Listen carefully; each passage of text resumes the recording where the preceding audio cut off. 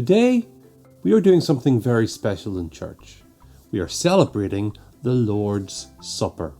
It's also called communion, but maybe you've never really seen this before, so perhaps you might not understand what's going on.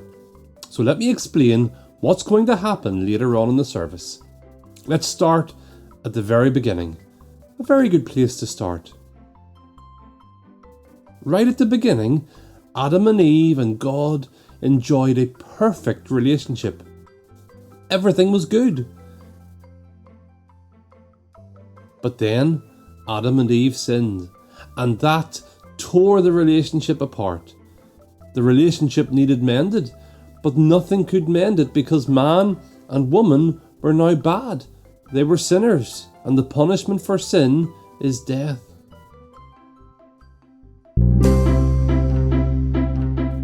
God had a plan to send his own son Jesus to earth to live as a human and die on the cross to pay the price for the sin of those people who would trust in him.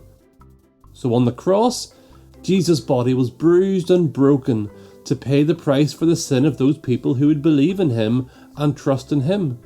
And on the cross, his blood was shed, and his blood was shed for the forgiveness of sins. In other words, boys and girls, Jesus died in place of those people who would trust in him, and his death paid the price for their sin. Now, before Jesus died, he had a meal with his friends, and at this meal, he took bread and told his disciples that the bread represents his body, which would be broken to pay the price of sin. And he took a cup of wine, red wine, and red wine represents his blood, which would be shed for the forgiveness of sins. And Jesus asked his followers to remember what he was about to do on the cross by eating bread and drinking wine. And so, at times throughout the year, anyone who is a follower of Jesus obeys his command to remember what he did. And so they eat the bread and drink the wine or grape juice to remember Jesus' body which was broken and his blood that was shed. Now, some people get it the other way around and think that eating the bread and drinking the grape juice will save them from their sin. That's back to front. We need to trust in Jesus first. He is the one who saves us from our sin. Only when we've done that first can we then remember what he did by eating the bread and drinking the wine.